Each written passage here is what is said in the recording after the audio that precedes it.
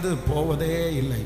உலகத்தில் எங்கே நேரத்தை நம்ம செலவிட்டாலும் அந்த நேரம் நமக்கு ஒரு பெரிய வெற்றியாய் மாறாது.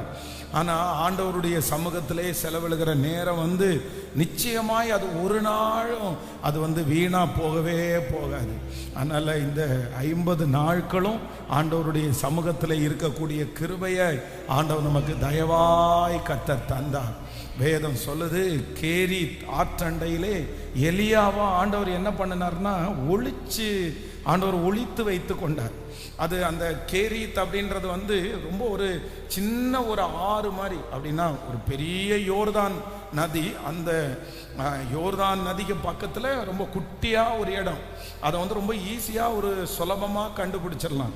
ஆனால் ஆண்டவர் அந்த இடத்துல எலியாவை கர்த்தர் கொண்டு போய் வைத்து அந்த மனுஷனை ஒரு இராணுவமே தேடிட்டு இருக்குது, எப்படியாவது அவனை கண்டுபிடிக்கணும்னு சொல்லி. ஆனால் ஆண்டவர் ஒளித்து வைத்த ஒரு மனுஷனை எவ்வளவு இராணுவங்கள் எதிர்த்து வந்தாலும் அந்த இராணுவம் வலை போட்டு தேடினாலுமே அந்த தீர்க்கதரிசியை கண்டுபிடிக்க முடியவே இல்லை. வேதம் சொல்லுது, அந்த ஆற்றினுடைய தண்ணீர் வற்றி போகிற வரைக்குமே அந்த மனுஷனை தேடுறாங்க, கண்டுபிடிக்கவே முடியல. அதனால ஆண்டவர் நம்மளை ஒளிச்சு வச்சிருந்தாருன்னு வச்சுக்கோங்களேன்.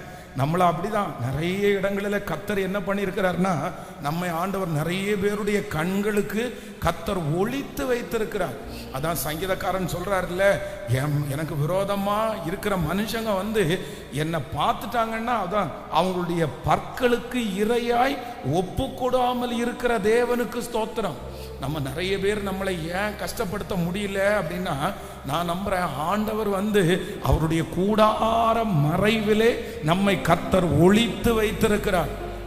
எத்தனை பொறாமை, எத்தனை விரோதமான மனிதர்கள், நமக்கு தீங்கு செய்கிறதற்கு எத்தனை மனிதர்கள், காரணமே இல்லாம தீங்கு செய்கிறது எத்தனை பேரு, பின்னாடி குழி வெட்டுறவங்க எத்தனை பேரு, முதுகுக்கு முன்னாடி குத்துறதுக்கு எத்தனை பேரு எத்தனித்தார்கள். ஆனா ஆண்டவர் நம்மளை என்ன பண்ணியிருக்கிறார்னா, கர்த்தர் கிருபையாய் ஆண்டவர் நம்மை இதுவரையிலும் மறைத்து ஆண்டவர் வைத்திருக்கிறார்.